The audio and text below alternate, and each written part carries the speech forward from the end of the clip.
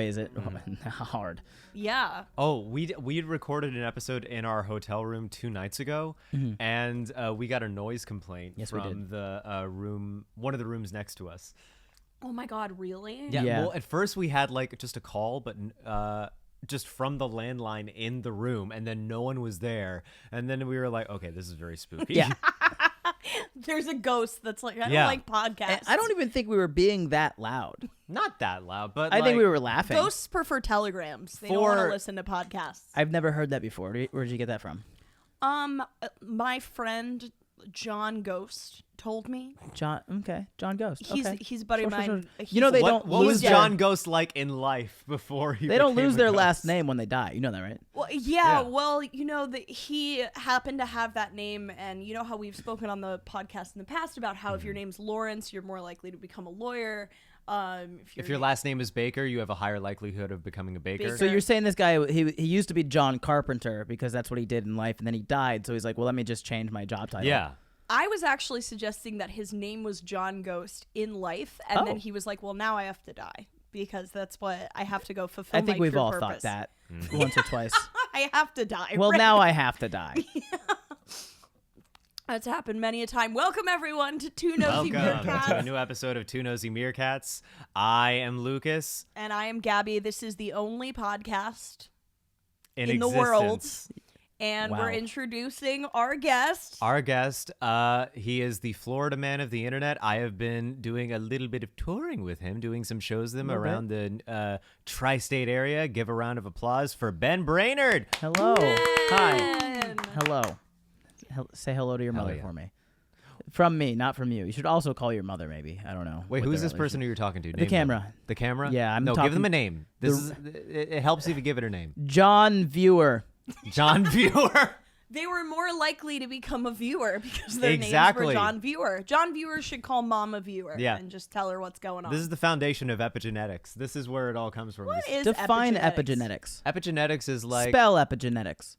EPIGENETICS. Yeah, it wasn't really a hard one, honestly. No. As I said it, I was like, that's not difficult. No, I have no. a hard time spelling words like if someone is like spell cat, I honestly have to think about like the CAT because Wait, hold on. Okay, what does YES spell? I know I can do it the reverse. Eyes. That spells fuck you. Oh Why do yeah, you- Wait, why do I'm you- sorry. Why do you have to ruin? Did I ruin this already? Yeah, you did. She didn't even hear it. She wasn't paying Wait, attention. YES?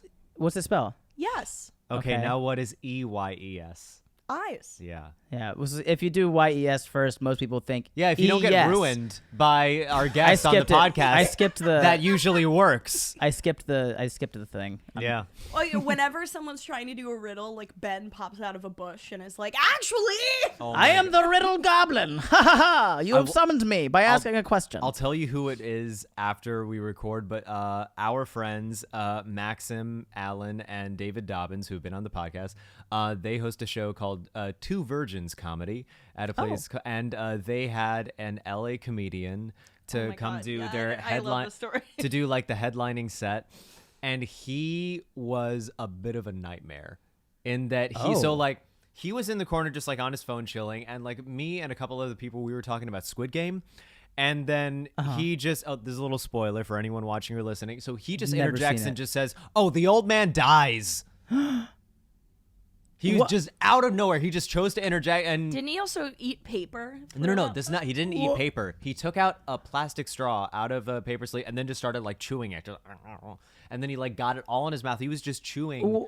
Huh? Look, I've been living in LA for 5 months, and I just want to say I don't represent them. They don't represent me.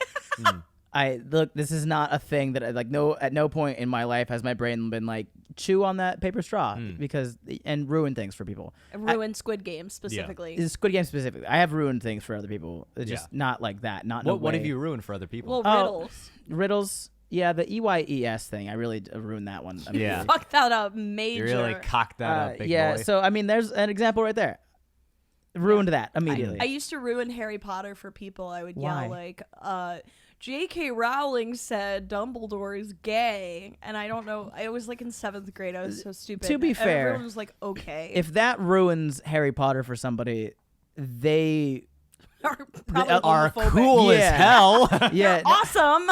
I love them. More things should be ruined for them. You should every day. If someone feels like Harry Potter's ruined because you told them that J.K. I bet they didn't even Google it. They were just like, God, this is awful. So you should follow that person around all the time and just every time they enjoy a piece of media, be like, hey, they're gay. Well, I think I liked that factoid because it was the beginning of like her severe retconning, and then the transphobia came later. But there was that period for a while where J.K. Rowling would just be like, wizards poop on the floor, and then they every day she would have like a new tweet about how dumb everything was. One of my favorite tweets ever was just it said no one colon nothing, and then J.K. Rowling colon Dobby was trans. Has anyone? I listened to Harry Potter for the first time in my life, like an audiobook. I didn't read much as a kid. Likewise, I listened to the audiobooks. That's how I. Well, I didn't even do that. I just thought I was bad at reading. Same. Yeah, I undiagnosed ADHD. I could not read, and for me it was an eye condition, convergence insufficiency, where like the muscles that make my eyes like converge on an object, say a book, they're not as strong as they should be, and so I would force my eyes to do that, and then I would have no energy left over to take in the written word. Didn't know I was podcasting with a bunch of fucking freaks. Yeah, I could read. It's like I just can't read anymore. I went to public school in Florida. None of us were really taught how to read. Yeah. That's fair. We were just tested on it. And we all failed, and they were like, "Oh, why? What's wrong? I don't. You guys don't know words. What's this one?" We'd be like, water. "Yeah." We'd be like, "That one's alligator." And they'd be like, "Okay, pick a different word." And be like, "Can't. Sorry." I love the idea of like A is for alligator, and then you just have no other nouns for the rest of the alphabet. A is for alligator. B is for balligator. C is for crocodile. Crocodile. We have those. D is for Disneyland. Alligator. No, we have Disney World. Yeah, we go Disney World. B is for Epcot. I might do. You know what? You guys have inspired me. I'm gonna do an alphabet. The alphabet for the states. That's alphabet that's according to the states. Idea. Florida would be A is for alligator. Can I wanted to ask you this. Maybe you could answer for LA or for Florida. Maybe specifically Daytona Beach. But when someone, it's like a sort of. It's sort of a topic of conversation where people in New York ask, what does it take to be a real New Yorker? How long do you have to live in New York? What sort of habit do you have to develop? Is there something like that for LA or possibly also for Florida? So I've only been in LA for about 5 months, right? Are you a real Angelino? Are you a real Angelino? No, I'm not. Although the other day I did walk to Trader Joe's with a reusable bag. And I felt like that was pretty, That's pretty revolutionary. I haven't gone very back. LA. But it was the most LA thing I've done. Somebody told me that as soon as you've lived in LA longer than you lived in the previous place, then you become an Angelino. So you have to be. That's true of anywhere. It's not like it's like New York. If you've lived here less long than the previous place, you're a real New Yorker. Yeah. Like. It's true of most. I don't know if that's specific. Do you think that's actually specific to LA? I don't know if it applies everywhere else. I know it applies to LA according to this one guy that I talked to. Mm-hmm. Who was God? Yeah, well, it was Morgan Freeman, and I was like, same difference. Yeah, same shit, same different guy. asshole. And in Florida, I don't think I would put that stipulation on it. I don't know exactly what it would be for you to be like, oh, now you're a Floridian. I think maybe the first time you throw a party during a hurricane. Ooh. Oh, yeah. That's a very good answer. Or if you've swam in a swamp like Shrek. That's few and far between. Oh, I'm sorry. I don't mean to stereotype. You're allowed to most of the time, but we don't. The thing is, sticker over my face. Cancel. Yeah. We don't need to swim in swamps because we have springs in Florida. It's just the whole state is just filled with natural springs. So there's like you can go to Blue Springs, Silver Springs, Coral Springs. Like there's Kelly Park. There's a ton of springs, and there's 72 degrees year round. Oh my God. So we won't go swamp diving unless you're there. If you're hunting alligators, you absolutely go swamp diving. But you pretty much just stick to the springs if you're just gonna go natural water swimming. There are alligators in the springs too. You are swimming with alligators. I was gonna ask you about that, but I didn't want to sound stupid and be No. Are there alligators in the springs? Absolutely, that's where they live. That if there's a body of water in Florida, odds are there's an alligator in it. Okay, this is probably like the dumbest question, but is it? I know that for like a scientist perspective that you can tell the difference between alligators and Yes. crocodiles. I can but tell by you looking. can tell. Yeah, Just by looking. I can just see it, and I know. What is the telltale? So it's the snout. The snout. Yes. Crocodiles have skinnier, longer noses. Okay. And alligators are shorter and broader. And who's Gotcha. sexier? Mickey Mickey Mouse, I think, is the sexiest. He's a looker. How many times as a Floridian do you actually end up at the theme parks? Because my girlfriend tells me it's actually more often than like she would probably like for it to happen. Your girlfriend is probably a Disney adult. She used to date one, but she's not one. Yeah, so Disney adults are different. Disney adult practicing. Yeah. Disney adults are different. Asymptomatic Disney adult. Still Carrier. spreadable. She'll carry it on to our children one Yeah. day. I grew up very poor in Daytona Beach, Florida. So I didn't go to Disney for the first time until I was 20 or 21. As soon as I moved to Orlando and I met someone who was working at Disney with the Disney College program, they invited me to Disney for free. And that was the first time I'd ever gone. And I think I've been to Disney maybe 6 or 7 times in my life. And I've lived in Florida for 25 years. Now, there was a theme park in Daytona Beach. It was a water park. It used to be Adventure Island, I think is what it was called. And then it turned into Daytona Lagoon. Horrifying. Yeah. Something apocalyptic about that. It's just something wrong about going to a water park named Lagoon. There's a creature there. There's a reference for 3 people. Are you talking about the Yeah. episode of, this is definitely not what you're talking about, but there's an episode of Kim Possible No. where, God damn it. Absolutely there's the one not. where Ron becomes like a I didn't watch Kim Possible as a kid. I did, but you're wrong. Okay. Yeah. What's the reference? The creature from the Black Lagoon? Oh, yeah. Oh, I figured it was something with Lagoon in the name. Just whenever Yeah. I think of Lagoon, I think of Kim Possible because that one episode is so horrifying. I don't know what episode you're talking about. I thought you were gonna say that it made it like a sexual impact on you, like it oh, was. yeah. That episode was so arousing. Yeah. Well, have you seen Kim? Oh yeah. Whew. Pointiest Have you nipples in seen the game. Yeah. Shigo? Oh yeah. Oh, yeah. Shigo was my crush. Yeah. Shigo did it for Shigo was me. everybody's crush. Oh, wait, for sure. who was your? This is actually a sort of a classic question. Is like, who was like your sexual awakening, first ever crush you had on screen that you recognized as your crush? The robot from My Life as a Teenage Robot. Oh, Jenny. Yeah. Yeah. From the block. Jenny Yeah. from the block. That's a joke. I shouldn't say that with a straight face. Yeah. Who was my first ever like TV? Oh, is it not? crush? I fully No, believed yeah, you. Oh, okay. No, yeah, I have that effect on Yeah. people. I don't know. I don't know. I don't know who my first crush was. Okay. I don't remember. Well, here's the Maybe it biggest. doesn't have to be, but do you remember like a childhood crush from like early TV watching, film watching? Wendy Peppercorn, Oh, totally. Wait, who? The What? Sandlot, Yeah. Oh, I the never watched that. lifeguard. the lifeguard from The Oh. Sandlot. That like horrible and amazing scene where Yeah, Squints pretends to drown so that he it's can great. get mouth to mouth from Wendy Peppercorn, and the guys are like, "Yeah, you did it, Squints! We're so proud of you!" And he has Aw. to run because he finds out about Wendy liked it. She's like, yeah, that was oh smooth. god, that movie is so funny because Oh my it's God. like if you're an if that was a real lifeguard, she would be like, "What the fuck?" But in real life, like she loved that little kid drowned to make out with her. They get married in the end. Well, and they have like 8 what? children. Okay, so No spoilers. Sorry. in the moment And in the the old movie, man dies. in the moment when she first finds out what's going on, she hates it. She's very upset. But then she kind of like, it's just a kid, and he's there with his buddies, on summer vacation, and they all think that's the greatest thing they've ever seen. And then she starts chuckling. She thinks it's funny after that. But like her immediate reaction was like, "Get out of here! Like, fuck you, kid." And then she was like, "That was." But then like as they're running away, Squints, if I remember correctly, stops and like looks back at her. And at that point, How she's old like, are each of them? I don't know. Wendy, I mean, probably teenager. Wendy's She like was a teenager. and I think Squint is like 10 years old. They were older than that. Really? Yeah, they had to be.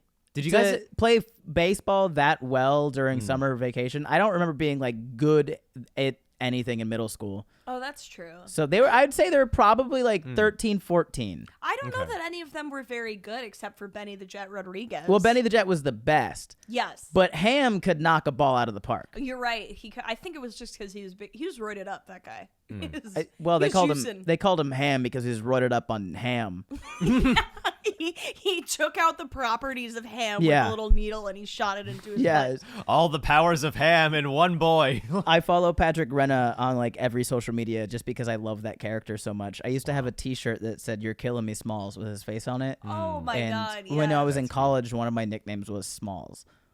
Because you were. Why was that? Because I was small. Oh, yeah. okay. Yeah, it's because I was small. It was also because I just didn't tell anybody what my name was. Oh, I thought you were going to say it's because I didn't tell anyone how tall I was. Yeah, no, I sat down the whole time. My whole college career, the whole year and a half that I was there, I sat down. They were like, "Can you go up and write on the board?" And I was like, "No, my legs are broken. I'm sorry. Yeah. They're not working right now. Here's the deal. I woke up, my legs were shorter today. It'll be fixed tomorrow. So just remember that when you see me stand up, like I'm a little short today. It'll be fixed." Hold on, the Sandlot. Did you guys ever see Crazy Stupid Love? Yes. Yes. Steve Carell. Steve Carell's babysitter who babysits his kids, she's in love with him. She takes a bunch of nudes that she wants to give to him. And then she instead, by the end of the movie, she gives those nudes to his child. Yep. As Jonah like, Bobo. as a, Oh, that never got past me. I was like, the fuck? Because when you were saying Sandlot, that immediately came up in my head as like the only thing I could reference in terms of like the weird child. There's being very always sweet and touching. I remember when I watched it, I was like, "Aw, he gets to like masturbate to those." But then I thought, wait a second. I don't think anybody put more critical thought into that scene. They were just like, "That's silly." Yeah. And then there was you. That's so like inappropriate. It's definitely weird, but how I feel old like, is the kid? Oh, he's like 15, maybe. I would have said like 14 and below, likely below. I would have said like 12 or 13. I'm gonna look up how old the kids were in the Sandlot. Okay. How old was Squints in the Sandlot? If I've they're never like seen the 47. It's like Glee. movie. Everyone's 30. He was 11. He was 11. Okay. Yeah. Were you a Gleek as well? Now that we brought up Glee. No. Oh, come on. I didn't. Well, I You didn't said really that with watch. such disdain. How do you feel about Glee? Well, I said that Gleeless. like in disdain because I don't like. I don't feel like I give off the energy of a person that's ever watched Glee. You could. I disagree. You could surprise us. We come in all shapes and sizes. Yeah. Former Gleeks. No, I pegged both of you for Glees. Oh, I've never seen Gleeks. Glee. Oh, for sure. I've never seen it. I You can can say imagine- that. Yeah, you say he's secretly watching it every night, just jerking off. Yeah.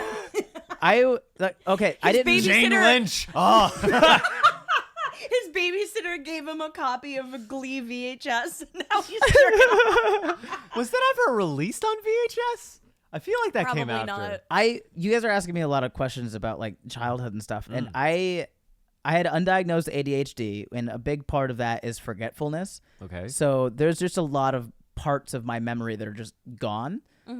Either like, and sometimes I'll remember a piece of the memory, but I'll never remember the full memory. Like I'll remember like a very quick little something that I see, or I'll remember how something felt, but I don't know what it looked like or anything like that. I also had a lot of childhood trauma, so those two things really just held hands and deleted my memory. So you asked me if I ever watched stuff as a kid. I don't remember. Interesting. I genuinely don't remember what I So watched. what do you remember about your childhood? You said you grew up very poor in Daytona Beach. Yes. So what was that like? Not good. But it was also like I was a kid, so I didn't really care how Right. bad Right. it was. You just accept it as like your circumstances. Yeah. You're just like, And it wasn't as bad as it could have been. So my grandparents bought the house that we were living in, and if it wasn't for that, we would have been on the street. Right. wow. So it was my mom, my dad, my brother, and I living in a house in Daytona Beach. We were really close to Ormond Beach. I don't remember what side of the city line we're on. The high school I went to, I'm actually wearing the shirt right now, Seabreeze. It was halfway in Daytona Beach, Florida, halfway in that's that Ormond Beach, horse. Florida. What was that? It's that horse. Seabiscuit? Seabiscuit? That is. Go on. Go on. The creature from the Seabiscuit Lagoon. Yeah, it's another Kim Possible thing. You wouldn't understand. Oh, he wouldn't understand. I I would wouldn't. understand. So I don't know all the good cartoons. I just know all of the music, Ben. Yeah. Okay. Yeah. We played a game in the car. I heard you guys played a game where you had to guess which artist it was and So- which song. You set like a playlist to shuffle. You guess the artist, guess the song. And you get a point for the artist. You get a point for the song. As soon as we got to the aughts, like as soon as we hit 2000, I didn't know a single thing. Damn. Yeah. We were really neck and neck for the 60s, the 70s, the 80s. It was because crushed all the he 90s. played was the Glee soundtrack. Yeah, that's so what you it wouldn't was. have known. Well, and then it was 60s, 70s, 80s. We were really close. I think I won the 80s. You won the 60s and 70s? Yeah, I won the 60s and 70s. I think you won the 80s, yeah. And then I swept the 90s. yeah. Beautiful. We played 2 rounds of the 90s. And then as soon as we got to 2000s, Lucas started knowing songs like half a second into the song. Oh, yeah. Like he would just hear someone in the background of the studio just go, yeah. And you're like, yeah, that's... Well, that's Ariana Grande. That's Yeah. whatever it was. Not the yeah. aughts, but- Ariana Grande is so known for that. She's always like, yeah. I don't. Like, remember? Oh my God, remember that Usher song? Like, Yeah, when- yeah. Yeah, it's called Yeah. That's so the name of the song. Ariana yeah. Grande is the one who's like, take Yeah. that, rewind it back. Yeah, no. Lil Jon got the beat to make a booty go. I lost so hard as soon as we got to the 2000s because I only listened to like I grew up listening to like older stuff and then when I started like having my own like taste in music, it was never because I heard something on the radio. Right. I was just listening to it, on Spotify. Like my brother always had a weird taste in music. I say weird as in like it just wasn't nothing he listened to was on the radio except for maybe a handful of songs. So I got a lot of my music from him. He's older than me. Rafi in concert. What? Did you ever listen to like they're like he made like music for little kids. I just thought Raffian? Raffi. Raffi, no. Raffi. I thought when you said like you would listen to really obscure stuff, I was like, what, Raffi? No, I don't. That wasn't I my don't shit think as a it's. kid. I liked music for aardvarks. That was my shit. What is that? It was It's the Hey Arnold soundtrack. It was a little music group Or no, I was not in Hey when I Arthur. was like Arthur, 3, the other and R. it was called Music for Aardvarks, and the Yeah. idea was the kids were aardvarks, and we would we'd be in a circle, and the instructor would sing us little songs he wrote about like being in New York. I still remember what it was about, like being in a taxi. Roll the window up, roll the window down, put the money through the slot. There's no cash anymore, so that's dated. Oh my god. I So you wow. wouldn't have known that song. I You love would- Yeah. that music for aardvarks is just preparing you for mundane life. I mean, that's it's kind of nice. Like there's Fill out the W9 fill. wait online for the club, pay the cover charge. We had different childhoods. Don't forget your I-9. Vastly different childhoods. Very I- clearly. Yeah. The thing is, I don't think my brother listened to like obscure music. It just wasn't. What did he listen to? So I remember distinctly. He's the reason I got into ska. Okay. Oh hell yeah. Yeah, and ska is not obscure. It's just not mainstream by any means. Yeah, I would So say like so. I introduced you to Catch 22. You did. So like those guys, Streetlight Manifesto, which is the same band that came a little bit afterwards. A Real Big Fish, Big D and the Kids Table, Bomb the Music Industry, like all these bands. The OC Supertones, Orange County, California, not Orange County, Florida. I'm forgetting a lot. I No know. doubt. You could kind of call them No. ska. Oh come on. I don't know if Absolutely I would call not. them ska. Oh come on. They No. had some ska. They had some ska. There was a trumpet in a thing once. So There was a trumpet. That's what I mean by ska. They had a There horn. was a You blow trumpet. you think No Doubt was a ska band? I would not call it a ska Let's see band. what And they're you're called correct. when we- What would you Well- what would you call it? What would you call it? Like a Well, the Google says they're a rock band. It does say they're a rock band. I don't know. I would go. They're an American rock band from Anaheim, California, formed in 1986. The band consists of No vocalist Gwen Doubt's Stefani, musical guitarist style Tom has Durant. been characterized as ska punk, Whoa. reggae fusion.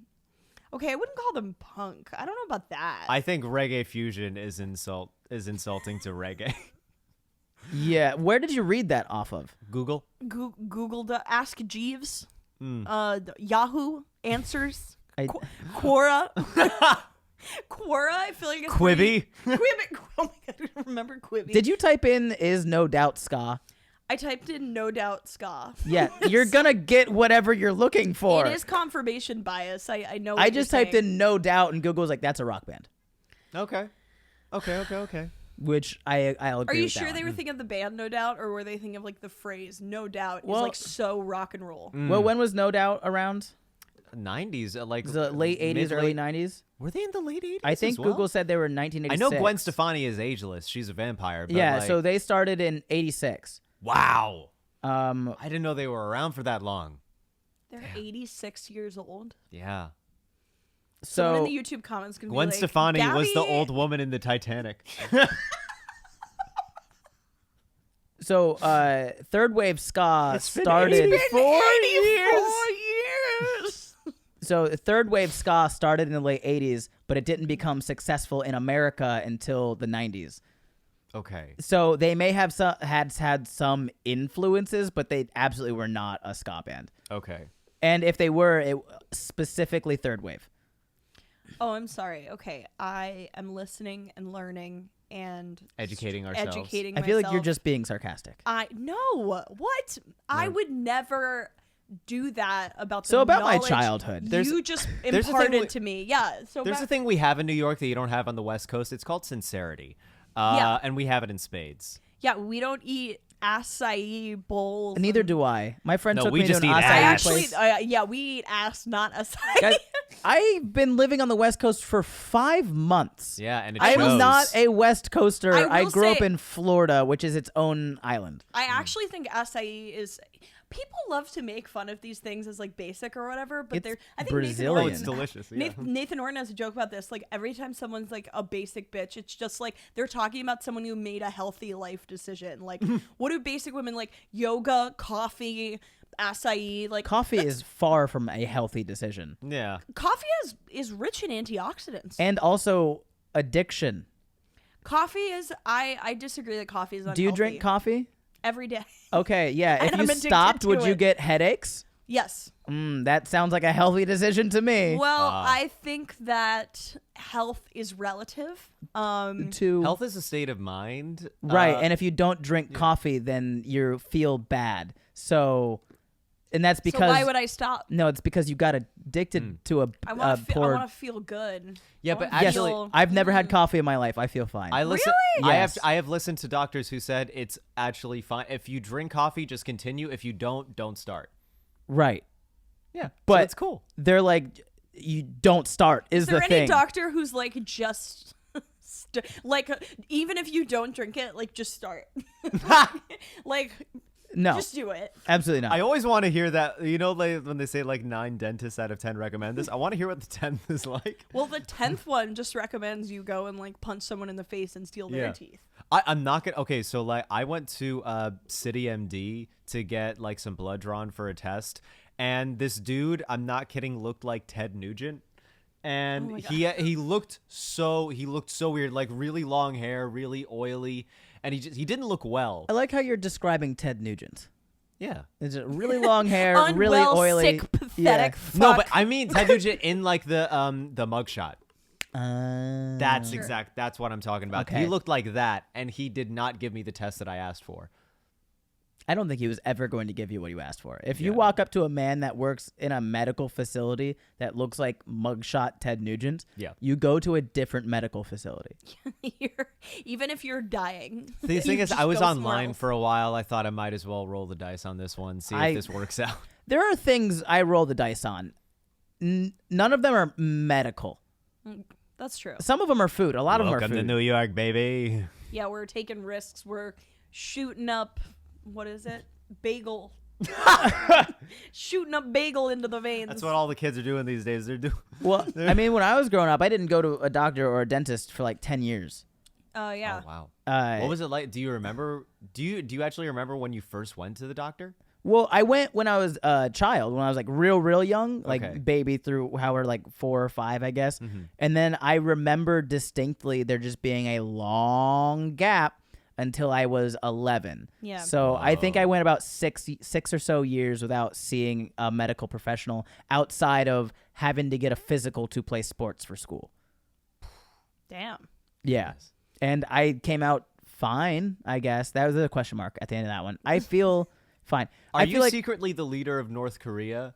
Because I don't know if you know this, but like when I was in college, I had Korean friends tell me. Wait, I'm sorry. Can we just go back to the sentence? Hey, are you secretly the leader of North Korea? If I was, I don't think I would be allowed to say that. This is going to make sense in a second. I hope it does. I had Korean. I had Korean friends. Alan better be good. Alan and Younglock, they're out there somewhere. Okay. But they told me that like in North Korea, the textbooks that they receive in school all say like wildly inaccurate things like that at the time it was Kim Jong-il, that like Kim Jong-il he painted the roof, the ceiling of the Sistine Chapel. He did this painting. He did that scientific discovery, and that he also apparently was born without the need for any medical intervention, which is why all doctors have been disbanded from the country. And so wild. I know, it's insane. It's funny that he thinks they wouldn't need doctors for other people. He was like, I did it, why can't you? That's basically like what the textbook said. So you heard me say that I didn't see a doctor or a dentist from the time I was 5 until I was 11, and your brain immediately was like, you must be the ruler of North Korea back in the early 2000s. Yeah. Look, it's in your face. Look at you. Yeah. Classic North Korean dictator Why face. do you think he's pretending not to know the early 2000s? Well, we didn't have pop culture over there. Oh, so. I see. Yeah, we didn't really. Yeah. And it's not an act. We in North Korea didn't have. I can teach you some Korean though if you want to learn. You can. Okay. The word for ice cream. Okay. Is ice cream. Oh. Ooh. Mm-hmm. Could you say that? I didn't get the accent. That's right. You didn't. Yeah, you didn't, and you never will. Nope. Yeah, I did. I'll stop. There is no accent. There is no war in Ba Sing Se. Right. The way your face is moving with such mischief. Yeah. Viewers who are listening can't see, but I can see it. It's bringing me a lot of It looked joy. like you were possessing your own body, and the real you was trying to escape. I am really bad at hiding my emotions and reactions on my face, but sometimes I know I need to, and it's just a struggle. The muscles. So when does it get you in trouble? Often. So it got me in. There's a specific story actually. When I was in the military, this was during basic training. We were out at a field training exercise, and I was the PG. I was a platoon guide, so I was in charge of my platoon of however many people, and we were lining up for chow. And I don't know. What is chow? The food? Food. Okay. Have you heard the word chow before? Yeah, I've heard chow as like a reference to food. Let's go grab some chow. Yeah. I had not heard chow. Okay. Well, chow is what we call food. Okay. So when we're on the field training exercise, they still have to give us 2 hot meals a day. Okay. Lunch is a brown bag that's been vacuum sealed and dehydrated. Sure.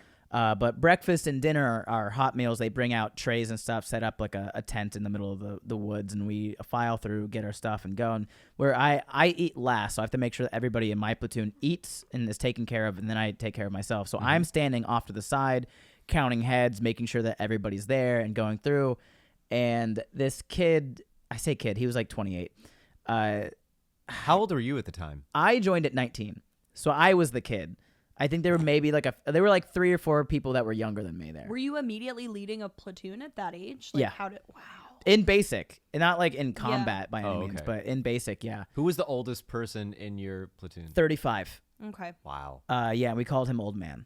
His name was Board. Board. Board. I remember, yeah, Timothy Board. I remember he was 35, 34, 35, I think, and he looked older than that, but he knew it. Like I think he had spent like the past like 10 to 15 years working as like a sanitation worker or something, like a trash guy, and so he was just like real tan from being outside during the day all the time, and just like he worked.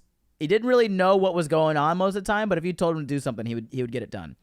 But I was standing outside the line watching, counting heads, whatever, and as I'm going, this guy, Coble, looks at me and just makes a silly face, and that's all it took, was just one silly face, but it was in the middle of the night, in the middle of Georgia, in the middle of the woods during basics. So like nobody's expecting it. We're all wearing like armor. We have our rifles in our hands, and just like we're not expecting just something that's fun to happen by any means. And so Kobo looks at me, makes a silly face, and I just get this big goofy smile on my face. And I know I'm not supposed to. We're training, you know. But I chuckle under my breath, and I just have this big goofy smile. And the drill sergeant sees it, and he comes up to me, and he starts yelling like, "What the fuck are you smiling at?" And I tried so hard to stop smiling. But I couldn't stop. Like, it just kept getting bigger. Like, it was the funniest thing in the world. And at this point, Koble is behind the drill sergeant cracking up. Like, he's in line dying. And I'm just like, I'm just happy to be here, drill sergeant. And he's like, bullshit, nobody's happy to be here. Why are you smiling? I was like, I love nature, drill sergeant. And he's like, bullshit, nobody loves nature. I was like, I'm just happy to be alive. And he was like, look, Private, if you don't tell me why you're smiling right now, I will make you low crawl this entire field there and back. Oh my God. And if you don't know what low crawl is, you have to get on your face, like face down in the ground, put your rifle on your back. And so you have one arm out, one arm holding your rifle. One leg is kind of like in a knee, and then one leg is just kind of being dragged behind you. And you use one arm. Yeah. It's one arm and one leg. You're dragging with your one arm and you're pushing with your one leg. And the idea is to remain flat and slow so that if you're like trying to sneak up somewhere, you don't get like bullets go over you and nobody really sees you. And it's miserable. And he was going to make me do it for like 100 yards one way, turn around, and drag myself back 100 yards the other way if I didn't tell him why. So I'm still smiling at this point. Like, I'm not, like, I just think it's one big joke. And I look over at Koble, and he's like, and he's smiling, he's laughing. And he goes, and I go, look, Koble made a funny face. And Drill Sergeant was like, fucking what? And I was And I was like, Koble made a funny face, Drill Sergeant. And then he turns around and goes, Koble, get over here. And then Koble comes running up with his battle buddy and stands there. And Drill Sergeant, for like just 5 full seconds of just silence. And Drill Sergeant just staring at Koble. Me and Koble are just like smiling at each other because it's so dumb. And then the Drill Sergeant goes, yeah, he got a fucking funny face, don't he? Get out of here. And that was it. That was nice. I was like, That's man, thank God I didn't have to low crawl. I would have still been there. Yeah, Oh my it God. feels like a hefty crawl. We had to do, when we were practicing, this was in Fort Benning, Georgia. So if there's any listeners that have heard of Fort Benning or been there, we call it Fort Death. Jesus. Every base. I love how lighthearted the military is. Well, the thing is, every basic training base has a nickname. So Fort Jackson, I think it's South Carolina, they're Relaxin' Jackson. Mm-hmm. Fort Sill, Oklahoma is Fort Chill. Fort Leonard Wood, Missouri is Fort Lost in the Woods. And then there's Fort Benning, Fort Death. Okay. It's almost specifically an infantry training, basic training. So it's all guys that are going to get guns and run barefoot into battle. And up until like my group was the last group to ever go through basic training, only men. Like Fort Benning, Georgia was the last unit to ever have segregated, and there were just no women were allowed to train basic training in Fort Benning. It was only men, Glory and it was days. mostly infantry. Like in my battalion, there's 5 companies. So 4 of those companies were just infantry. And then there was my company that was support and officers. But we still had all the same drill sergeants. So we still had a bunch of infantry drill sergeants that were just beating the shit out of us for 10 straight weeks. And it really showed once we got to like our secondary training. I went to Fort Leonard Wood for my secondary training, and it was like 12 of us were from Benning. And then the other 100 were from Jackson and Sill and Leonard Wood or whatever. And of the top 15 awards they gave out at the advanced training, the first 12 all went to the Benning kids. Of course, yeah. And it was just that apparent how much more intense the training was at Benning than it was everywhere else. Well, all the other forts are called like chill, relax, and relax, live, laugh, and- yeah. love, and then the other one's like death. Yeah. Yeah. And when we were training the low crawl in Benning, they had a bunch of like, they had a pit. We were on Sand Hill is what they called it. There's different regions. We were on Sand Hill. and it was basically like construction sand. Like it's that thick, kind of moist feeling sand that just gets stuck everywhere. And we had to do PT in that pit. So we would do basically what was called sugar cookies. They would get us all sweaty in the morning from working out, and then just make us lay down in the sand, roll around, and do, snow angels in the sand. So it just got stuck to us. It was in our hair. It was in our ears. It was everywhere every single day. I had a uniform that I put on after basic, 2 years after basic, and I was still pulling sand out of my pockets. Oh my God. Jesus. And we were doing the low crawl on Sand Hill, and it maybe was like 50 yards of just in construction sand in the middle of the day too. It was like noon in the middle of the summer It must have in been Georgia. so hot. Yeah. It was awful. And we're crawling, and the drill sergeants are walking up and down, and anytime someone like picked up their head to see how far left they had to go, and a drill sergeant saw it, they'd tell them to put their head back down in the sand, and if they saw you do it again, you'd have to get up, go back to the beginning, and start over. Like, you could not pick up your head for this. If you wanted to look forward, you'd have to turn your head sideways to get your left eye out of the sand so you could see how far away you were. But we were wearing glasses, like eye protection, so they were just full of sand. You couldn't see anything. You were just crawling until someone said you made it. And there was this kid, Camp. I'm never going to forget his name. He was crawling. He got like halfway there and then stopped crawling. Well, he got like most of the way there, got told to get up, start over. But he was just the goofiest kid. He loved just being out there. So he was like, okay, I'll go do it. And so he went back and started over. He got like halfway again and then stopped. Didn't pick up his head or anything, just stopped crawling. And I had finished at this point. So I'm watching this kid just not move. And after maybe like 2 full minutes, a drill sergeant sees him not moving, goes up and was like, what are you fucking doing? Crawl. What are you doing? Go. And nothing. And he's like, fucking move, kid. And no movement. And then he picks up his head and goes, ah, shit. Ice sheets. He had passed out. Heat stroke. He was just laying there for minutes, just there. And so ice sheets is the phrase. We had a cooler full of ice water and bed sheets that we brought with us everywhere. And as soon as someone yelled ice sheets, you had to go get that kid, bring him over to the cooler, strip him down to his skivvies, shove an ice sheet around his neck, 2 under his armpits, 1 in his groin, and then 1 just over top of him, just to get his body temperature down to whatever it was. And you're supposed to keep, and like he came to, so I started asking him questions just to see where he was at mentally. But I asked him like the wrong questions the first couple of times. I was like, what day is it? And he was like, I don't know. And I was like, fuck, we don't know either. Like, we had no idea. Oh, that's so funny. Like, that's not even just military. Yeah. I feel like most of us just generally don't know what day it is. And we were cut off. We didn't have cell phones or anything, my so we God, didn't yeah. have. We So you didn't. had We no couldn't. idea. Yeah, we couldn't watch the news. We'd had no TV, no Did no one have a connection. watch with the date on it? We Nothing? weren't allowed to have those. Oh. No, yeah. So what did you have? Like, could you take like a book or a journal? You could take a book or a journal, yeah, but we never really had time to do Yeah. those things. So Why this aren't kid you just- allowed any sort of like technology of your own? So it's basic training, and the idea of it is train for war, and war is chaos, so train in chaos. And it's a lot of things that's like, well, they don't really do this much anymore. Like, there were a lot of guys that I was talking to at AIT that was like, we got our phones every Friday. And I was like, I got my phone 3 times in 10 weeks, and I was allowed to have it for 2 minutes to call my parents to let them know that I moved on to the next phase. That was it.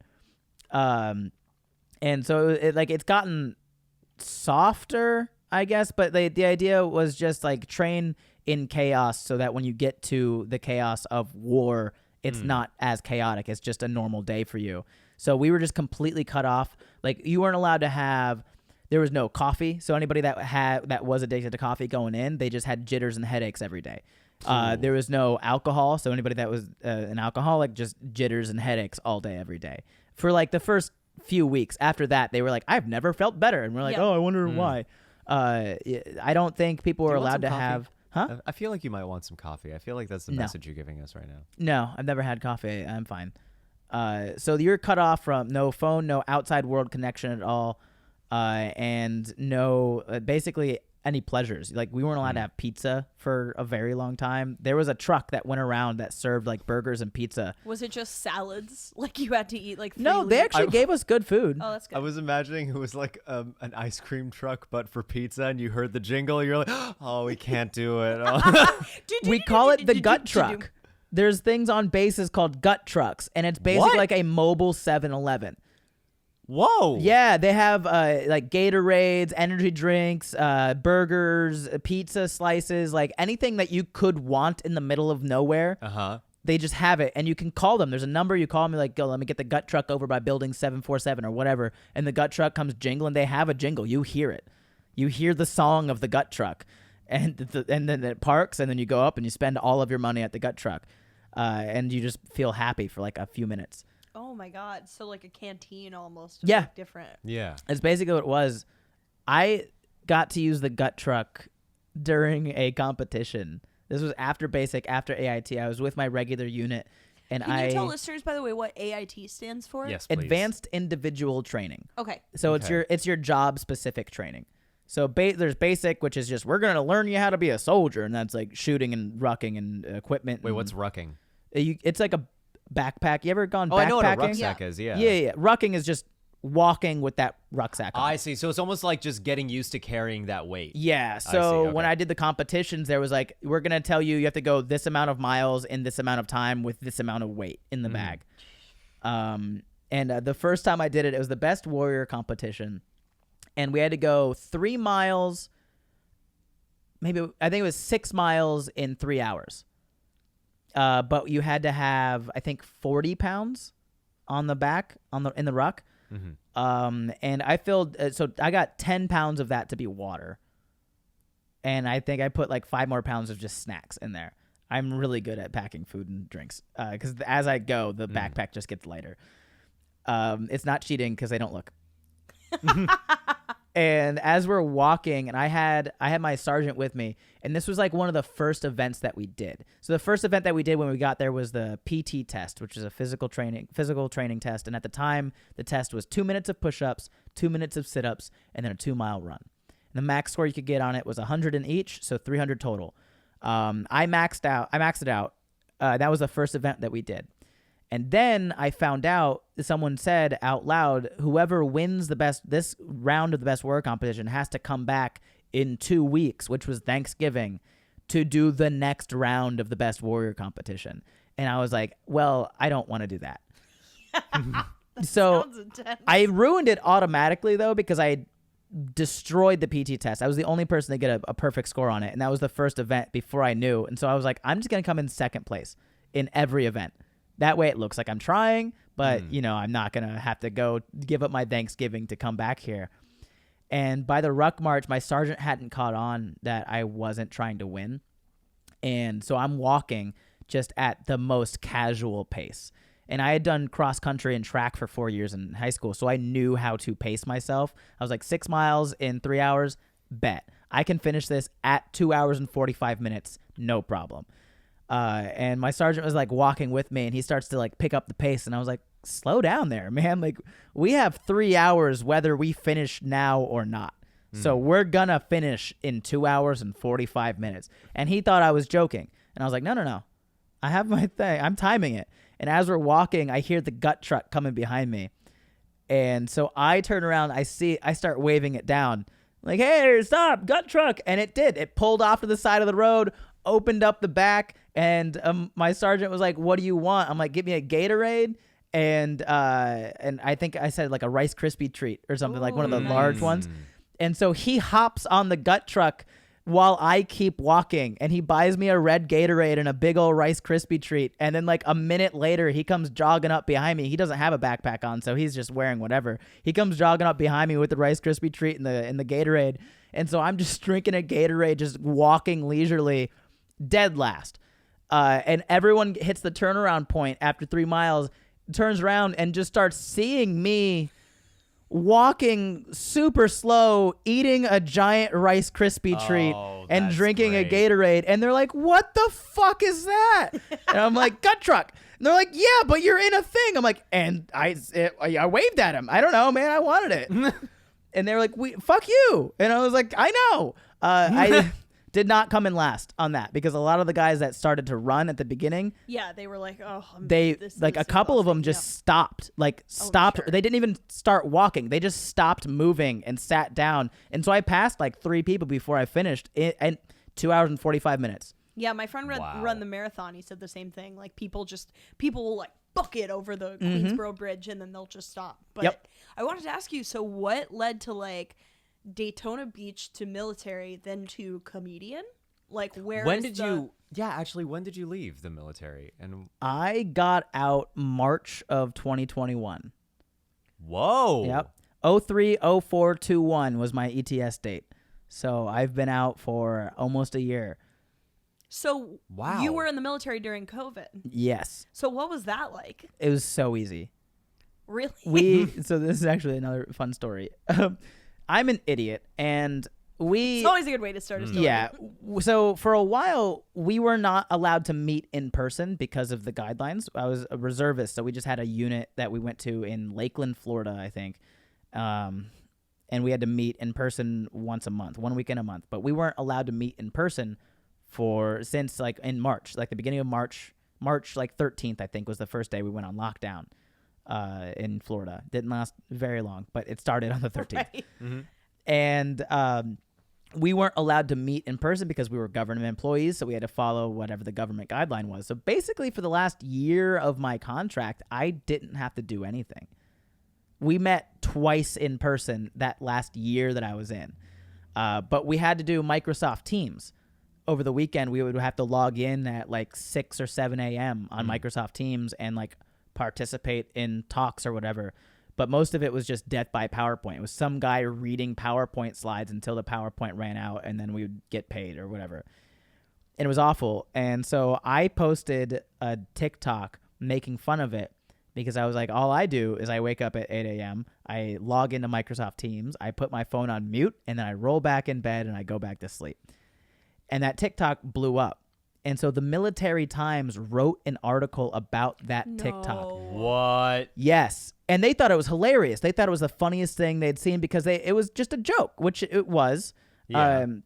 And it was just like, here's a soldier sounding off about the Army Reserve Microsoft Teams in COVID. And everyone loved it. It was the funniest thing. Half my unit was in stitches over it. They posted a link to the video. They transcribed it. Like, they put all the words that I was saying on there. Because everyone was probably doing the same thing. Absolutely. Yeah. Absolutely. I was just the only one with the balls enough to say it. And that article got so popular that someone eventually handed it to the desk of the 3-star commanding general of the entire Army Reserves. And she did not think it was funny. Nope. I can't imagine. I was. Yep. She got very mad. So mad, in fact, that she decided, fuck the protocols. We're meeting in person next month. And she bought a plane ticket to fly into Lakeland, Florida to come to my drill unit to make sure that I was there and awake and in person. Wow. You blew it for everyone with your popularity. We couldn't stop laughing. Oh, I'm sure. That's I was funny. wondering if like people you were with were like that, imagining like you were the kid who said, "Miss, please, you didn't collect our homework." Oh no, like everyone thought it was so funny. Oh, okay. It's like there's two branches when you get in the military. There's officers and there's NCOs. NCOs are the guys that just like signed up in their local office and there's like, I'm gonna join, and that was me. I was enlisted. NCOs are non-commissioned officers, so those are the guys that didn't go to college for it. Like, officers are the squishy ones that do all the paperwork, and they went to college, they went to the program. Squishy The squishy ones. Yeah, listen, I promise, everyone in the military, officers will agree with me.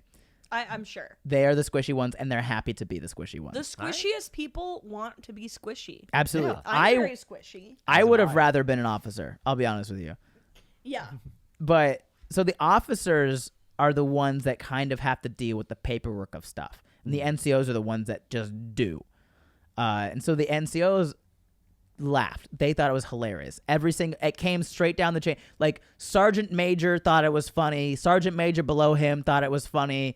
And then it just kept going down, like a master sergeant, first sergeant. Everyone thought it was hilarious until it got to me. And then when the NCOs told me about it, they had to tell me through chuckles. They were like, "This is the funniest thing that's happened." Oh, that's awesome. But then the officers got to me and they're like, "Hey, man, listen, we can't be doing that. You know, look, here's the deal. I know it's all fun and games, and we all think it's funny, right? It's haha, it's funny, right? Okay, but you can't be posting this stuff. So if you just, we don't want to punish you, right? You're having a good time. We don't want to have to write you up, but if you just take down the videos, anything of you in uniform, just if you take that down, maybe it'll be the end of it." And the first sergeant behind the officer just laughing hysterically, just as quietly as possible, just funniest thing in the world, which makes me chuckle. So I'm laughing at the officer telling me to get my shit together. And I was like, all right, fine, I'll take the video down. So it's still on my TikTok, but it's a private video. Okay. Because I was like, I'm going to put that shit right back up as soon as my contract is over. But I had to go through and put all of my, anytime I'm in a military uniform, I had to take it down. So I might just restart posting those videos. I say put him back up. Yeah. I also like this officer who is like, "Hey, we're going to try to meet you halfway." Yeah. And it was very understanding. Well, that's the general energy of officers, because you can't, you're in charge. You're the OC, officer in charge. OIC. And so if you lose the respect Oik. There's NCOIC, which is non-commissioned officer in charge, and there's OIC, which is officer in charge. But as the officer, you kind of a lot of times you come into a unit and nobody respects you just immediately.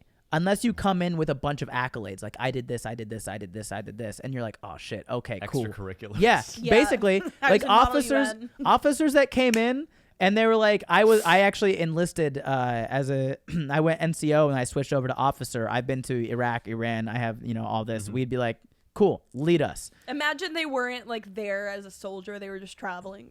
Like, yeah, I've been to Iraq. Well, most people don't see combat.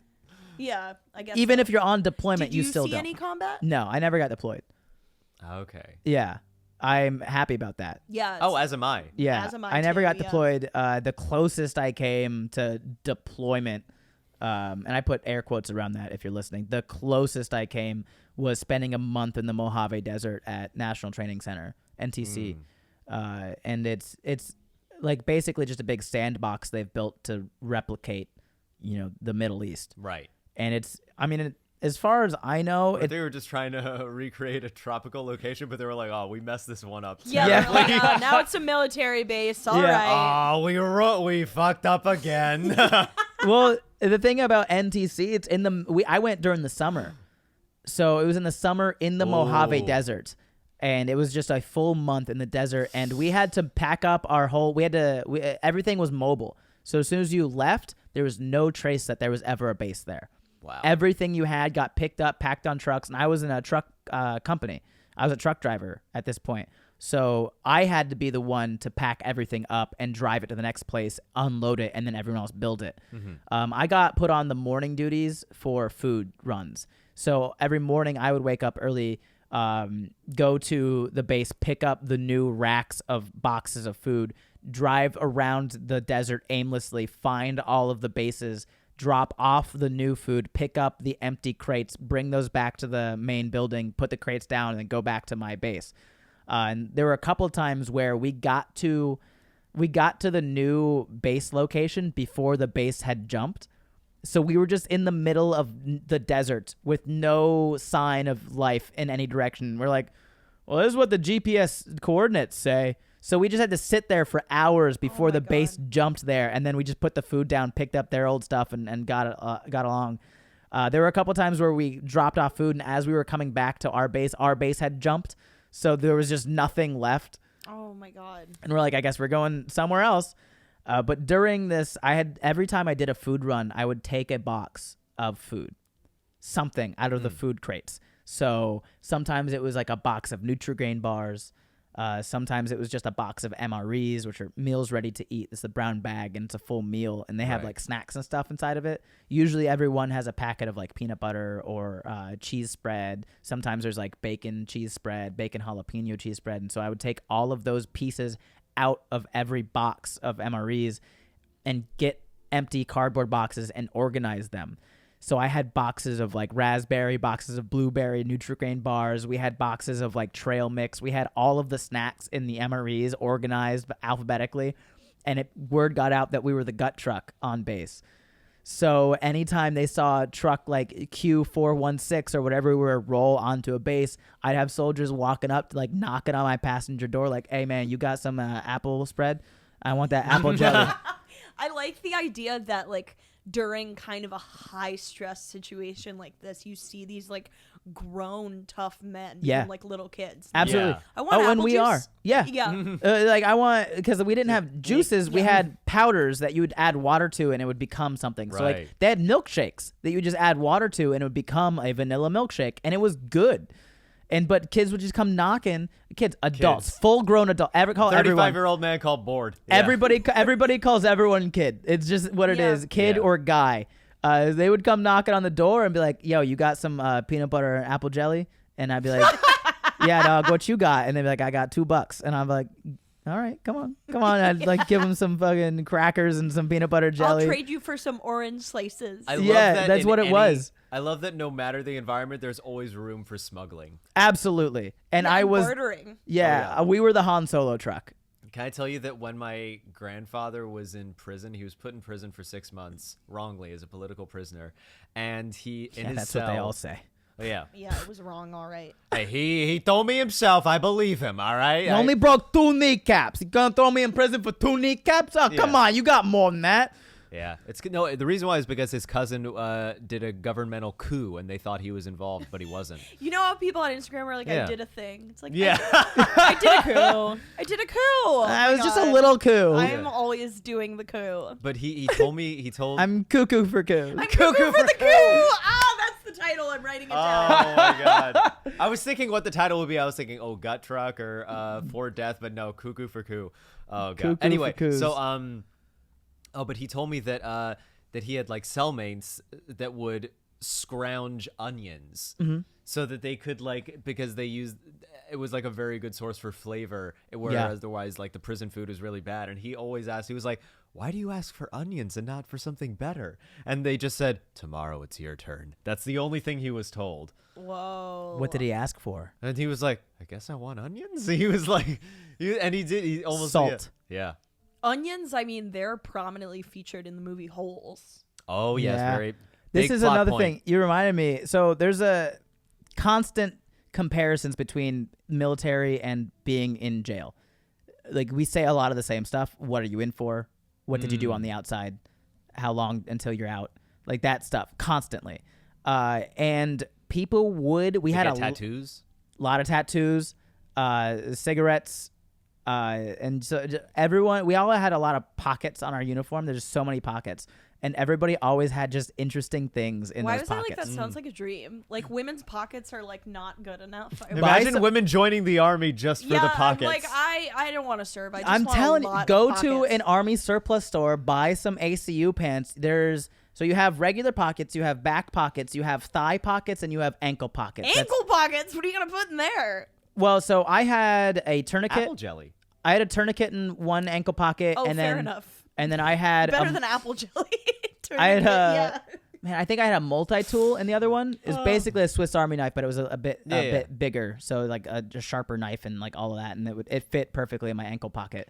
So I put a multi-tool in one pocket, the tourniquet in the other one, and then I had in my thigh pocket was a pair of gloves, like work gloves, and I would put my hat in there when I was inside, and the other one, I think I kept that one mostly empty, and it was a big thigh pocket, so you could just put whatever you wanted in there. Like you could put a full MRE, which are just big boxes, like big bags of stuff, and you just shove that all the way into the thigh pocket. It was uncomfortable to walk, but you could do it. Wow. And then the regular pockets I use for regular pockets, but like anytime you put something in your pocket that wasn't supposed to be there, you would just call it a tactical something.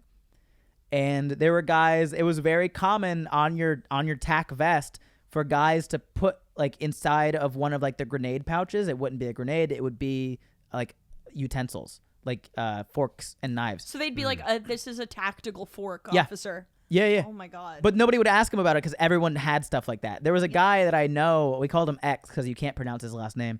What was his last name? Sumpampakti. So X, yeah. Yeah, X. X, yeah. He would just tell anytime someone asked him how to pronounce his last name, he would say Smith. That's funny. Please say that he like spelled it out still. He was No, like, it's Smith. No, it's Smith. Yeah. It's XOUMPHA. YES. No, PHONPHAKDY. I think. I don't know. He had a tack spork, and he had it in one of the pouches on his tack vest, and he would have a spork every time he went out, and it was wrapped up. He had its own like holder for it, like it kind of looked like a very small like eyeglass holder. So he'd put the tack spork, he would clean it off every time he used it, put it in the holder, and put that in there, and he just had a tack spork all the time. People would carry around tactical hot sauce. So anytime we That's would like have what Hillary Clinton does. Yeah. She carries the tactical hot sauce Yeah. around. Yeah, or jalapenos, tactical jalapenos. Yeah. Yo, everybody, depending on what part of the country you came from, you had some sort of tactical seasoning from that food. Like if you were in the army from Maryland, you probably carry tactical Old Bay on you. Wow. Yeah. Tactical ranch if you're from the South. If you're from the Midwest is big on and ranch if you're too. from New York, it's tactical pizza. Tactical pizza in my pocket. Got tac pizza. Yo, New York, I Tactical can oregano see, powder. Yo, I've seen weirder shit, dog. Like you carry everything. Like I had several friends had tactical hot sauce. Several people had tac sauce. I used to take all of the extra stuff out of the MRE. There was a packet. It was napkins, toilet paper, gum,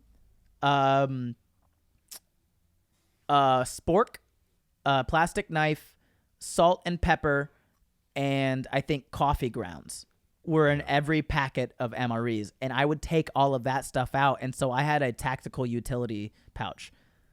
And so I would always have salt and pepper. I would always have coffee grounds for anybody that needed it. I would always have napkins and toilet paper and moist wipes too. Oh, we use those things. I imagine those would come in handy. Oh yeah. Oh yeah.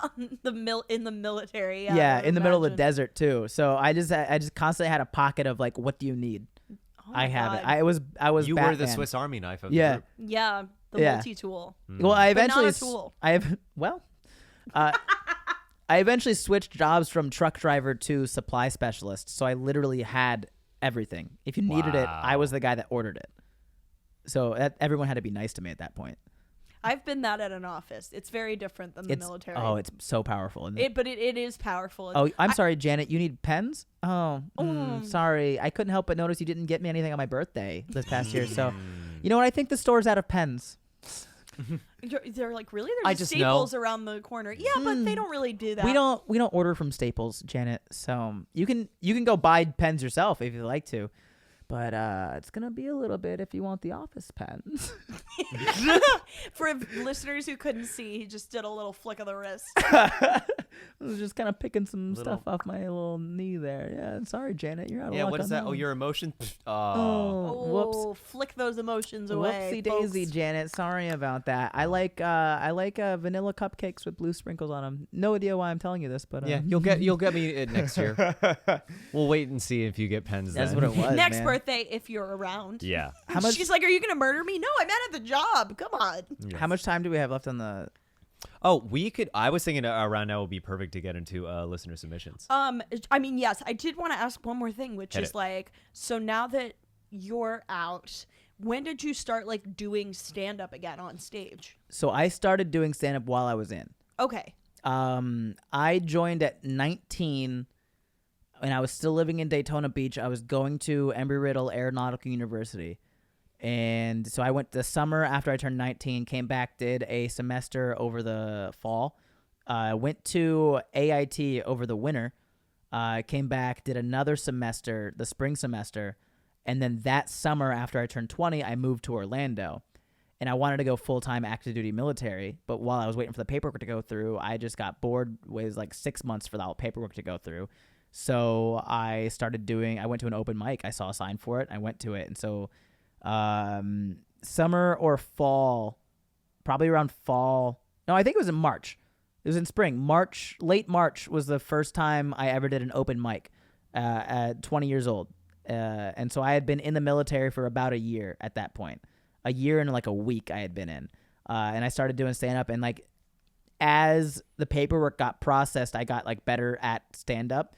And so I started getting paid gigs before the paperwork started going through with the military. And so by the time they were ready to be like, you're good to go, I was like, you know what? I think I'll stay in the reserves and I'll just do stand-up comedy on the side. So That's awesome. yeah, I got to do comedy while I was in the reserves because it was just 1 weekend a month that I had to give up for the Army. Wow. Yeah. That is so fucking cool. You do that. I mean, Yeah, no, I'll do that. Don't do that. Just buy pockets. You don't think I could handle the crawl? No. I think you can. I don't know. I don't know. I know nothing about you, but it's could not not the handle the physical stuff. I think It's I could just do the everything crawl. else. Like just The mental. you have to understand that people that join the military don't join because they like the military. Yeah. They join because they're poor or Right. dumb. Right. Sometimes some combination of both. And by dumb, I just mean like you did not get into college. You probably you didn't do well in the SATs, and you're like, this is the only path that I have. the route, I'm yeah. not getting anywhere good using brain power right now. And I ask people all the time, like, are you here because you're dumb or poor? And if they say anything but poor, it's dumb. Yeah. A lot of kids will say, I'm doing it for God and country. And I'm like, oh, dumb. Dumb, right? Yeah. You think your country cares about you. That's adorable. Wow. You think God cares about you join the military. You think God likes the military? The God of love and peace and forgiveness? You think, oh, no, he loves you joining the military where you're learning how to kill people. Absolutely. Yeah. God is a noted xenophobe. So good job on that one. People sometimes like the only answer that I'll take, and it just kind of there's a Venn diagram of overlapping with the dumb section. But if people say like, oh, my parents did it and my grandparents did it and so on and so forth, like it's just a family thing, I'll be like, I kind of understand that, but you're still dumb. You don't have to do what your family does. Yeah, that's Yeah. true. Unless your last name is like Carpenter or Ghost. Then you have to be a carpenter or a ghost. Yeah. Indeed. Yeah. But yeah, But- so yeah, it's poor or dumb. I was poor. Okay. Gotcha.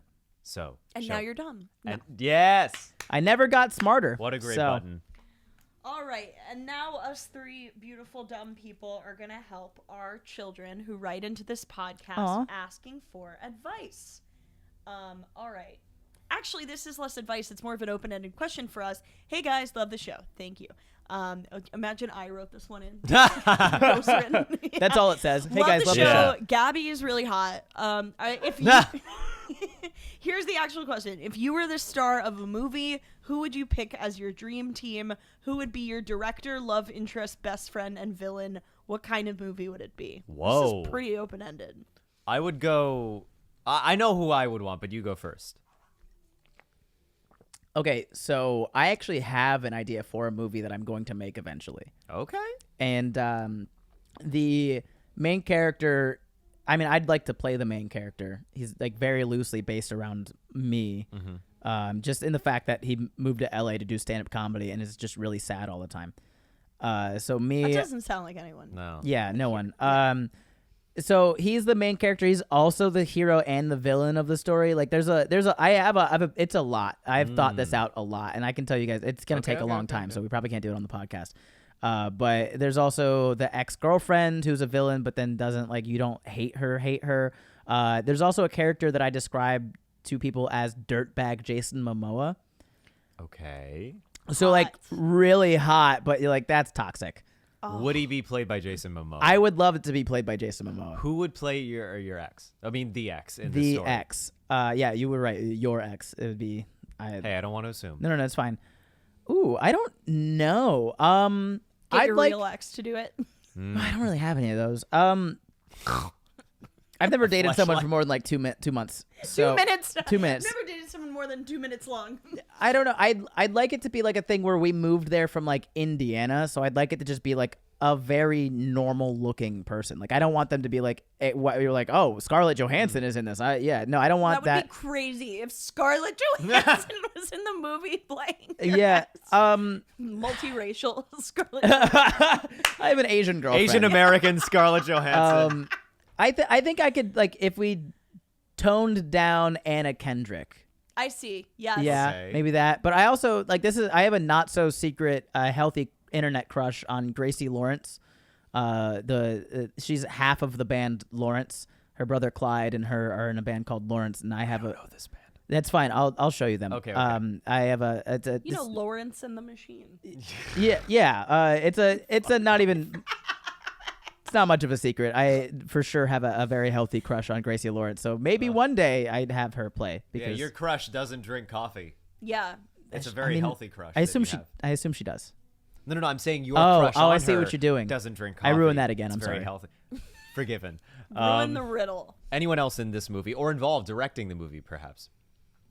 I think I'd want to direct it because I'm like I want it to look the way that it's been looking in my brain for a very long time. And I honestly don't know people. I don't watch this stuff all that well. Yeah. I know movies the same way that I know 2010s music. I don't. Gabby, what about you? Who would be involved in your movie? In my movie, wait, let me read the question again. Okay. Oh, yeah. If I was to turn the movie Dream Team, director, love interest, best friend, and villain. Okay, so my movie. Have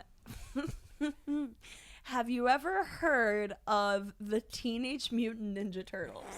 Yes. Okay. Which one is your love interest?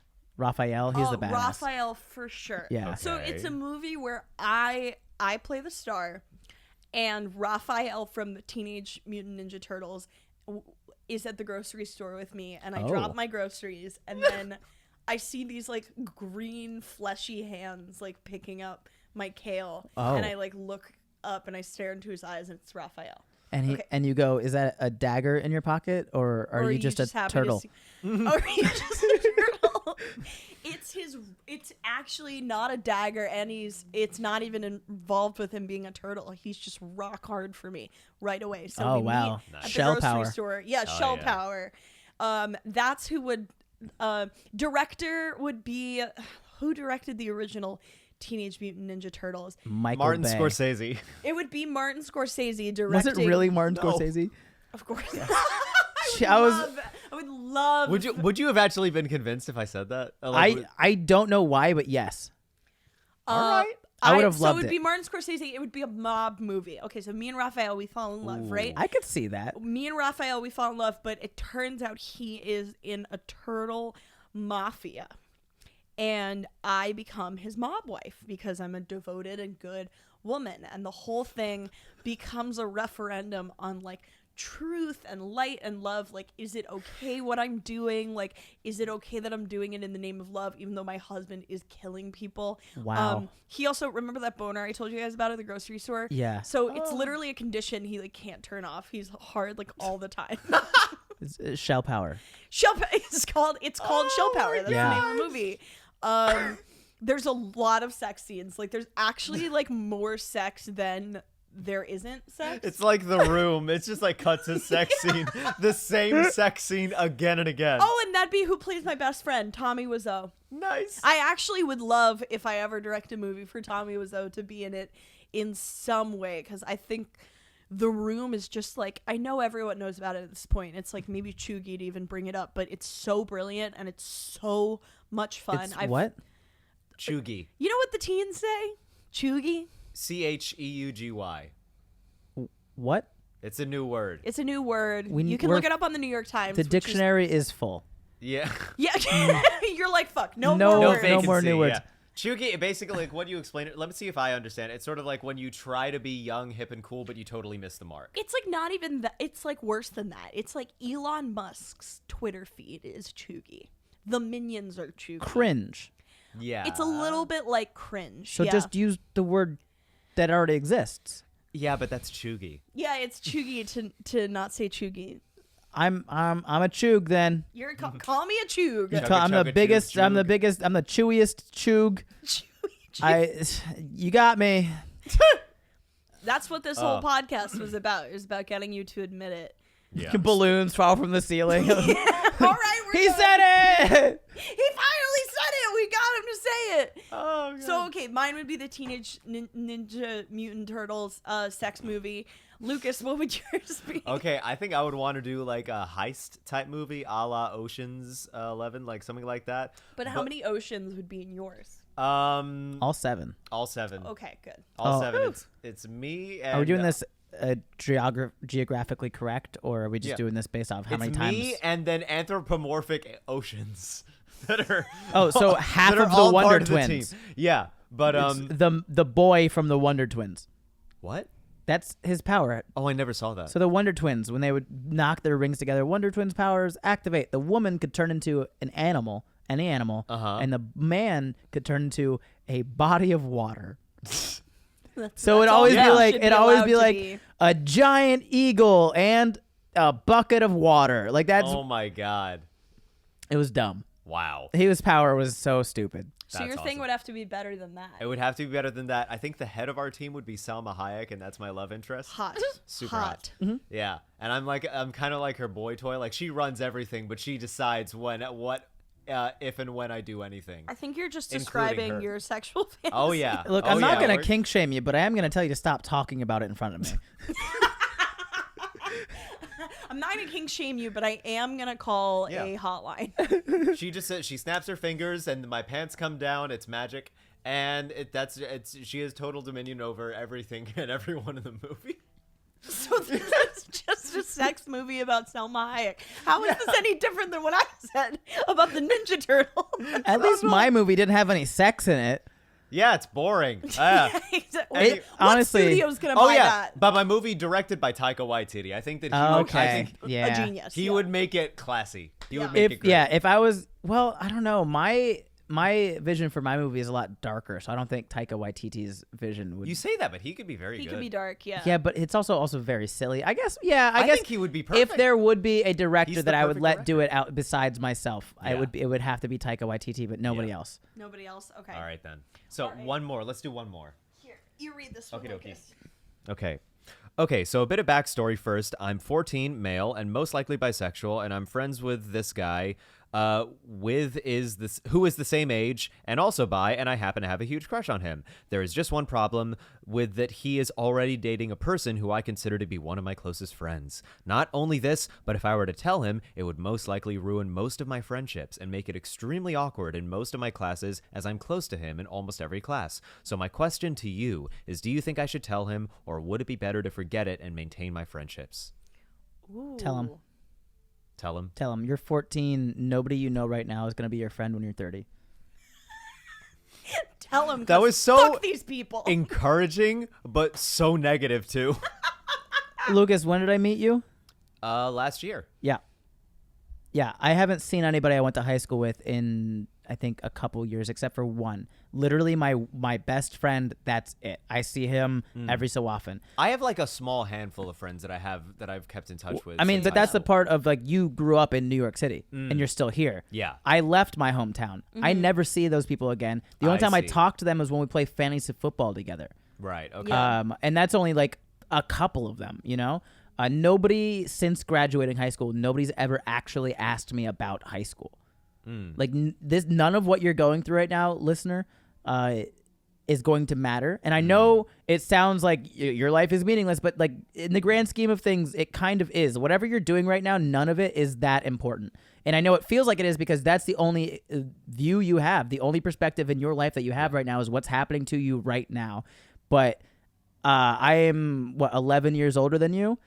I don't even remember most of high school. So whatever you think is like the biggest, worst, most terrible thing that could happen to you right now, I promise it's nothing.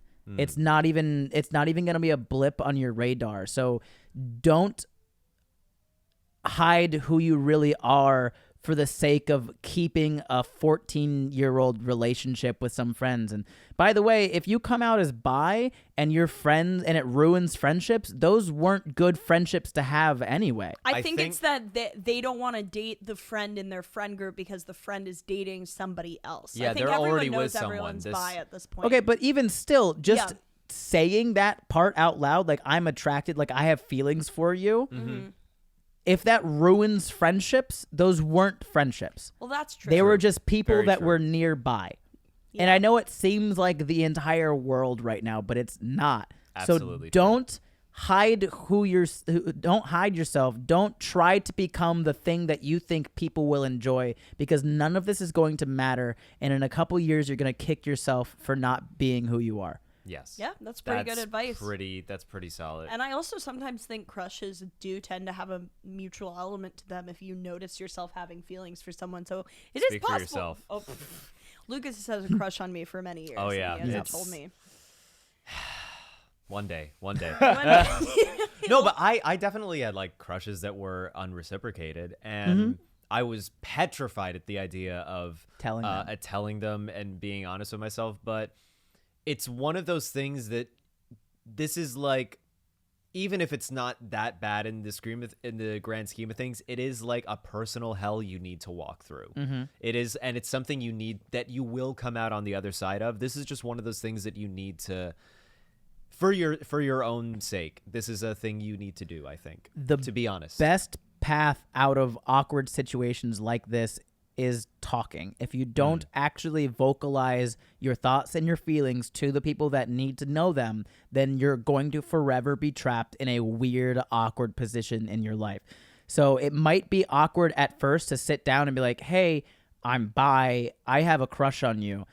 But the only way that relationship is going to get better is by starting there and building from that. Right. You guys can talk together about where you want to go from here. And if at that point your friend is like, that's weird, get away from me, good. I'm glad that friendship ended now so you don't have to spend the next several years of your life with a fake person. That's very true. And also, like, you know, when you tell them, like, think, like, what's the worst thing that can happen? They're not going to, like, stomp on your face. Don't think of the worst thing that could happen.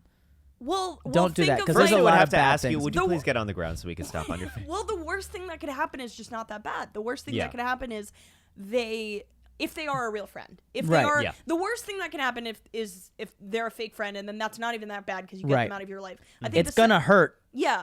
But it'll hurt so less now than it would if you waited. Right. Yeah. I think the second worst thing that can happen is just that they don't like you back, which is fine because that's also not that.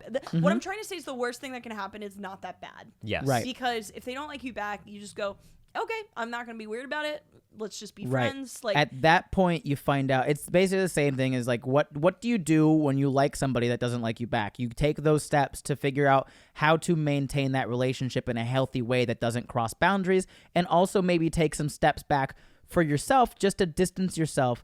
Because a lot of times, especially at a young age like that, it's not so much like physical and emotional attraction. It's just, I mean, it is physical attraction. It's not so much an emotional bond. It's the fact that you're always around them. That's why you like them, because you see them so much. So maybe for a little bit, you take a step back. Don't talk to them every day. You maybe don't hang out with them alone all of the time. Step back until you're comfortable being in that situation with a person you're attracted to, but you know and you're comfortable not going anywhere with it. That's wonderful. that's great advice. And I now think- we come to the end of our podcast. We do a thing called Self-Perception Corner, where we ask our guest to describe how they think they are perceived by other people, and then we say how we actually perceive you. And this will be fun because I just met you. This will be real. I think it changes as people get to know me. I think the first feeling people have when they spend time with me is that I am probably a dick. I know for sure. I have several friends now that when they told me, like, straight up, my first impression, I thought you were a terrible person. I thought you were mean. But I think as it goes on, you realize that I'm not necessarily mean. I'm just very straightforward and very, very dry. And so as you learn that is actually just my sense of humor, you start to go, oh, he's not mean. He's joking. Nothing he does is real. So I think, the first impression, definitely you think I'm a dick, but then eventually you go, he's just dry and straightforward and blunt. Yeah, we'll get you some moisturizer. Yeah, you're ashy. I know. Chickens. I will say, from the moment I met you, which was like through TikTok and through the occasional Twitch stream where we would play box. What was those games? Jackbox games. That's it. Yeah. Fun. We did streams of those. Back. Oh, they were so much fun. Yeah. But yeah, the vibe I got from you was that you had an incredibly fast business mind, like an engine. Like your mind was like an engine that was like perfect for business, and that it was a little bit awe-inspiring, but a little bit scary to also see because I don't have that. Scary. But at the same time, it was also very generous in spirit. Like you wanted to share like what you learned and things that you could like offer to other people on how to capitalize on stuff. So it was definitely a generous spirit that I got from you, and I still get from you. Okay. Yeah, I was gonna say the same thing. I feel like you seem helpful. Like, I feel like I could just go up to you and ask you, like, hey, my HDMI cable isn't working. Can you, like, fix it? And you would just, like, you would figure it out. Like, you just seem helpful. You definitely, I didn't think you were a dick, like, at all. Like, I don't think we got the time for me to be a dick. Yeah, I'm sure off camera you'll say something homophobic. And no. You seem like intense in a good way, like in such a way where like you're like thoughtful and on about like the things that matter to you and to your work and to the people around you, and like and you've got like an interesting mind for that stuff, and like I caught the dry humor right away, and I like it. There's like a warmth to it, honestly. Like it doesn't seem like so dry that it's like cold and uninviting. It's like it's kind of like it's well written. Yeah, it's like a let's talk shit. That's a good phrase. Which I appreciate. Okay. Yeah. I like those. I like those perceptions. Awesome. Yeah, keep those perceptions. Yeah, well, I still stay perceived. Well, I mean, Dan was telling you on the podcast. On the podcast, yeah. Oh, so on my podcast, I just had Lukas on. One of my co-hosts, Daniel Spencer, he was saying that he thought by episode 3, our podcast would have a really bad breakup because he thought I was a dick. He thought I was just really, really mean and that it wouldn't last. But then after like 3 episodes, he was like, oh, these are just jokes. He's dry. Like, this is just who he is. And then he like came around to it. But he spent a few weeks of just being like, I think Ben is a terrible person. Yeah, and then he massaged you with lotion. I wish. I bet he would give a good massage. Maybe. I don't know. Yeah. He's got a lot of hidden talents that he just doesn't talk about. So maybe. Well, he's a good dancer. Break dance. He's a good artist. Okay. He's really good at rugby. Right. He's really good at swimming.